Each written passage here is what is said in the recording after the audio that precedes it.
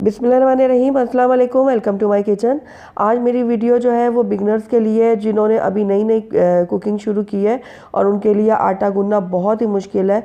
आटा गूंद के रोटियां बनाना उनको बहुत मुश्किल लगता है, तो उनके लिए मैं बहुत ही आसान सा तरीका लाई हूँ आटा गूंदने का, जिससे आटा गूंदने में बिल्कुल भी मेहनत नहीं लगेगी, लेकिन उसके बावजूद जो आटा है वो बहुत ही सॉफ्ट और स्मूथ बनकर तैयार होगा।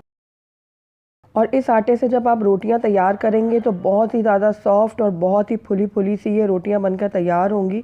तो आप देख रहे होंगे कि देखिए कितना ज़बरदस्त सी ये रोटी बन रही है, कितनी फूल रही है ये रोटी। तो अगर आप भी चाहते हैं कि बग़ैर मेहनत किए आप आटा गूंदें और आपकी रोटियाँ भी इसी तरीके से सॉफ्ट और बहुत ज़्यादा फुली फुली सी बने, तो आपको मेरी वीडियो को शुरू से एंड तक पूरा देखना होगा। तो चलिए वीडियो स्टार्ट करते हैं, लेकिन उससे पहले अगर आप मेरे चैनल पे नए हैं तो काइंडली इसको सब्सक्राइब कर लें और साथ ही बेल आइकन को भी प्रेस कर लें, ताकि मेरी हर नई आने वाली वीडियो की नोटिफिकेशन सबसे पहले आप तक पहुंचे। तो सबसे पहले मैंने यहाँ पर एक खुले मुंह का बर्तन ले लिया है, परात ले लिया, आप कोई भी बर्तन ले लें। खुले मुँह का बर्तन होना चाहिए, उसमें आप हस्बे ज़रूरत आटा छान लें। आटा छानने से ये होगा कि जब हम आटा गूँदेंगे तो उसमें लम्स नहीं बनेंगे। तो हस्बे ज़रूरत जितना आपने आटा गूँदना है उस हिसाब से आप आटा छान लें। तो ये देखिए सारा आटा मैंने इसमें छान लिया परात में। अब इसमें आप चाहें तो नमक डाल लें, वरना आप स्किप कर सकते हैं। मैं यहाँ पर हस्बे जायका जो है वो नमक ऐड कर रही हूँ।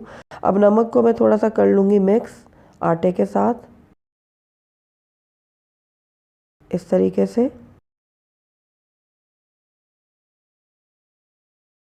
तो नमक को मैंने अच्छे से आटे में मिक्स कर लिया है। अब मैं थोड़ा थोड़ा पोर्शन लूँगी आटे का।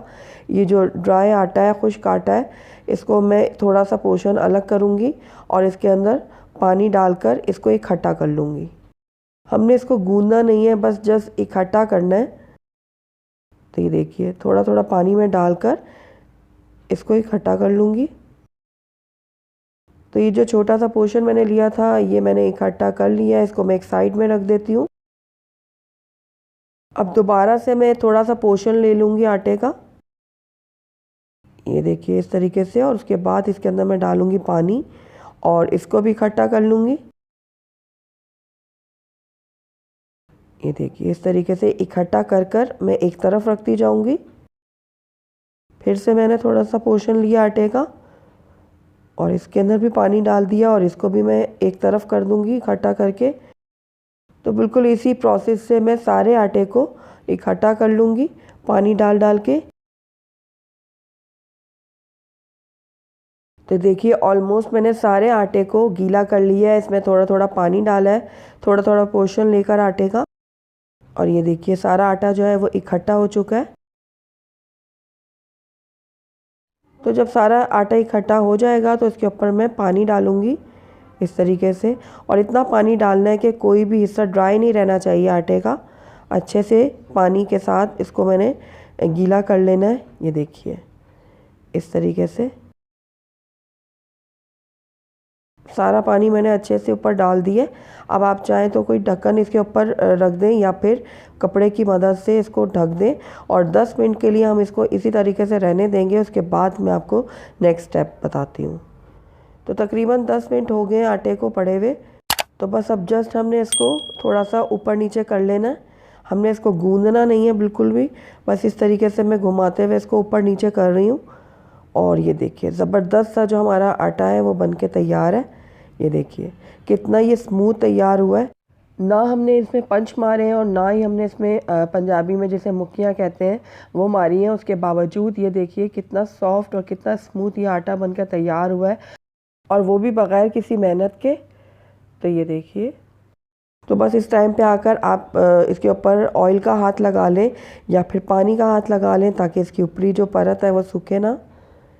तो बस इस तरीके से मैंने पानी लगा दिया इसके ऊपर, और इसको अब मैं कवर करके 10 मिनट के लिए ऐसे ही छोड़ दूँगी।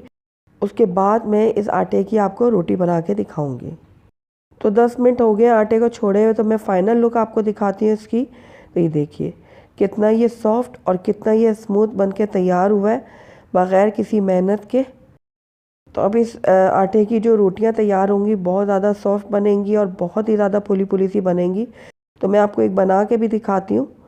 तो यहाँ पर मैंने एक पेड़ा ले लिया है और इसके ऊपर मैंने थोड़ा सा सूखा आटा लगा दिया। अब इसको मैं बेल लेती हूँ। तो ये देखिए रोटी को मैंने अच्छे से बेल लिया। तो इसको अब मैं डाल देती हूँ तवे के ऊपर। तो तवा मैंने गरम करने के लिए रख दिया था, इसके ऊपर मैंने अब रोटी डाल दी है। कुछ सेकंड में एक तरफ से इसको पकाऊंगी और हल्का सा देखिए इसका कलर चेंज हो गया। अब इसको मैं पलट लूँगी। तो मीडियम आंच पे हम इसको पका रहे हैं। दूसरी तरफ से भी ये थोड़ा सा जब पक जाएगी तो उसके बाद मैं फ्लेम को थोड़ा सा हाई कर दूँगी और हाई करने के बाद इसको मैं अच्छे से पका लूँगी।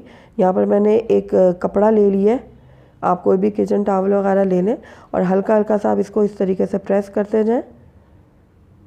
ये देखिए इस तरीके से हमने इसको पकाना है।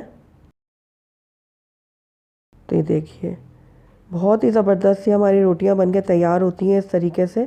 और आप देख रहे हैं कि कितनी आसानी से आटा गूंद गया और हमें बहुत ज़्यादा मेहनत भी नहीं करनी पड़ी। और उसके बावजूद आप देख रहे हैं कि कितनी फुली फुली सी और बहुत ही सॉफ्ट रोटियां बनके तैयार हो रही हैं। ये देखिए। तो अगर आप भी चाहते हैं कि आपकी भी रोटियां इसी तरीके से फुली हुई बने और आपको आटा गूंदने में बहुत ज़्यादा मेहनत ना करनी पड़े, तो मेरे इस तरीके को आप ज़रूर अपनाइएगा। आपकी भी रोटियां इसी तरीके से सॉफ्ट और बहुत ही ज़्यादा ज़बरदस्त बनके तैयार होंगी। तो अगर आपको मेरी वीडियो पसंद आई है तो इसको लाइक करें, अपने दोस्तों के साथ शेयर करें और अगर पहली दफ़ा मेरे चैनल पे आएँ तो काइंडली इसको सब्सक्राइब भी कर लें और साथ ही बेल आइकन को भी प्रेस कर दें ताकि मेरी हर नई आने वाली वीडियो की नोटिफिकेशन सबसे पहले आप तक पहुँचे।